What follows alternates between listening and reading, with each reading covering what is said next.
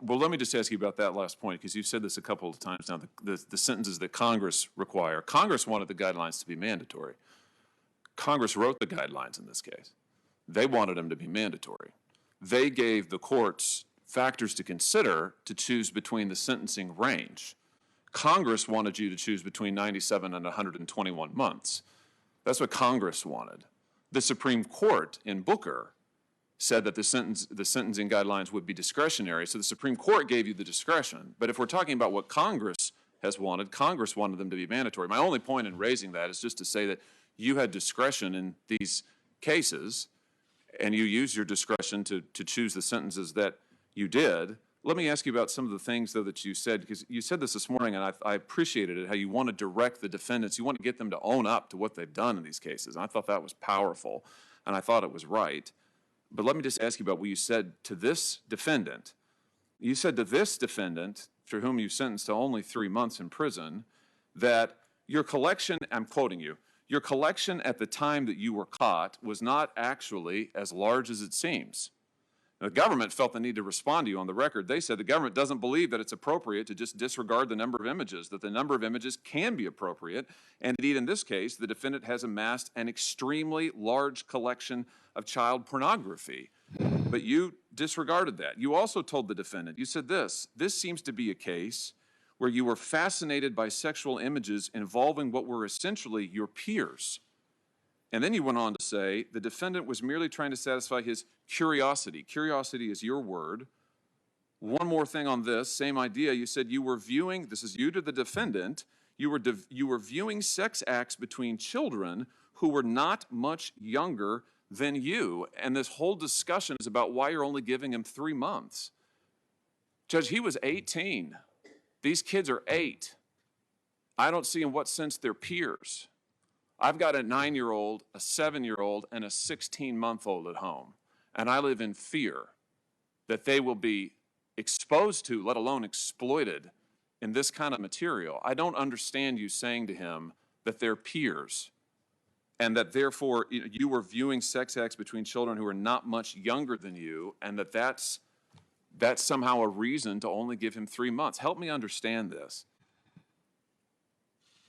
Senator, I don't have the record of that entire case in front of me. What I recall with respect to that case is that unlike the many other child pornography offenders that I had seen as a judge and that I was aware of in my work on the Sentencing Commission, this particular defendant had just graduated from high school.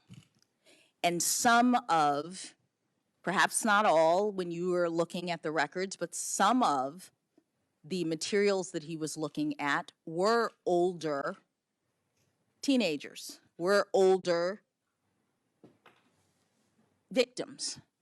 And the point, Senator, is that you said before the probation office is making recommendations and they do so on a case-by-case basis. That is what Congress requires.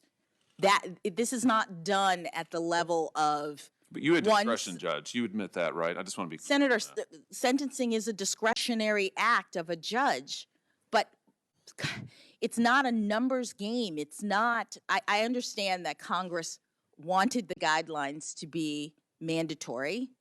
The Supreme Court in 2005 determined that they couldn't be, in an opinion by Justice Scalia, determined that they couldn't be, and Congress since then has not come back to amend them or to change them or to make them mandatory again. And so there is discretion at sentencing, and when you look at the sentencing statutes, Congress has given the judges not only the discretion to make the decision, but required judges to do so on an individualized basis, taking into account not only the guidelines, but also various factors, including the age of the defendant, the circumstances of the defendant, the terrible nature of the crime, the harm to the victims. All of these factors are taken into account, and the probation office assists the court in determining what sentence is sufficient but not greater than necessary. And You I did- appreciate, Senator, that you have looked at these from the standpoint of statistics, that you're questioning whether or not I take them seriously or I have some reason to